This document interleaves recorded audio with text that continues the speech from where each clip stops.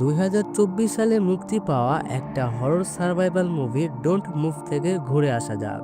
তো মুভির প্রথমে আমাদেরকে এই মেয়েটিকে দেখানো হয়। তো এই মেয়েটির নাম হলো ইরিশ। আর ইরিশ অনেক চিন্তিত ছিল, কারণ তার একটা ছোট ছেলে ছিল যে কিনা মারা গেছে। তো ইরিশ বাড়ি থেকে একটা চাকু নিয়ে সে চলে আসে একটা উঁচু পাহাড়ে, আর এইখানে তার একটা ছেলের ছবি ছিল। তো ইরিশ তার ছেলের ছবিটিকে দেখে সে চলে আসে পাহাড়ের কিনারায় একদম। আসলে এই পাহাড় থেকে দুর্ঘটনাবশত পড়ে গিয়ে তার ছেলে মারা গেছে, আর এই বাস্তবতাটা ইরিশ একদম মানতে পারতেছে না। তো সে এখানে এসেছে পাহাড় থেকে পড়ে গিয়ে আত্মহত্যা করতে।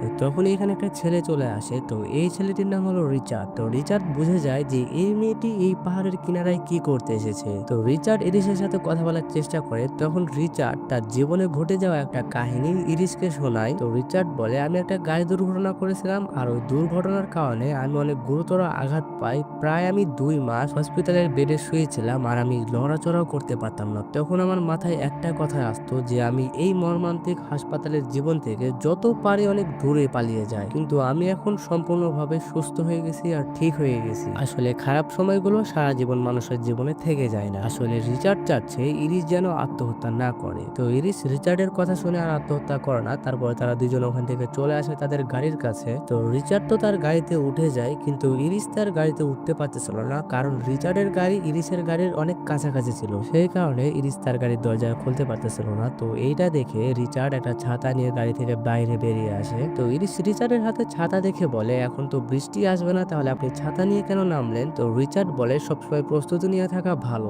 তখন রিচার্ড তার ছাতা দিয়ে ইরিশের শরীরে ইলেকট্রিক শক দিয়ে দেয়। তারপর ইরিশ অজ্ঞান হয়ে যায়, আর ইরিশকে রিচার্ড ক্লিপ দিয়ে বেঁধে গাড়িতে করে নিয়ে যাচ্ছিল। তখন ইরিশের চোখ খুলে যায়, আর সে বুঝতে পারে যে তার হাত পা বাঁধা রয়েছে। তখন সে যে বাড়ি থেকে একটা চাকু নিয়ে এসেছিল, সে তার চাকুটাকে পকেট থেকে বের করে, আর সে তার হাতের ক্লিপটাকে কেটে ফেলে। তখনই তার হাতে থাকা ছুরিটা দিয়ে রিচার্ডের উপরে আক্রমণ করে দেয়। তো এই কারণে রিচার্ড তার গাড়ির কন্ট্রোল হারিয়ে ফেলে, আর তাদের গাড়ি একটা গাছের সাথে ধাক্কা খায়। তারপরে ইরিশ তার হাতে থাকা ছুরিটা দিয়ে আবারও রিচার্ডের উপরে আক্রমণ করে দেয়, আর তারা দুজনই গাড়ি থেকে নিচে পড়ে যায়। তো ইরিশ তার ছুরি দিয়ে তার পায়ের ক্লিপটাকে কেটে ফেলে। তখন এখানে রিচার্ড চলে আসে। তো রিচার্ড বলে, তুমি তো কিছুক্ষণ আগেই মরার জন্য প্রস্তুতি নিচ্ছিলে, এখন আবার বাঁচার জন্য প্রস্তুতি নিচ্ছ কেন? তো রিচার্ড একটা ইঞ্জেকশন বের করে বলে যে আমি তোমার শরীরে একটা ইঞ্জেকশন পুশ করে দিয়েছি, আর এই ইঞ্জেকশনের কারণে তুমি সম্পূর্ণভাবে প্যারালাইসিস হয়ে যাবে। প্রথমে তোমার